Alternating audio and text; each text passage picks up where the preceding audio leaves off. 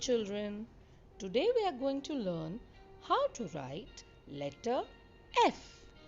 It's very easy and you can learn it in minutes. To begin our work, let's keep our pencil on the third line. Go up, up, up, make a loop, come down, go back up to the center of second and third line and kick. Let's see once again. Go up, up, up, make a loop, come down, make a loop again, go to the center and kick. Now let's read some words with letter F. Feather, fish, French fries, fire,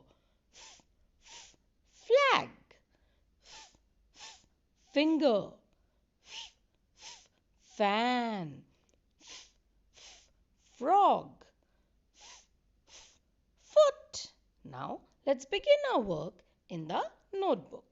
Start with writing date on the left hand side top corner like I told you last time. Okay, now do your work neatly. Bye bye for today.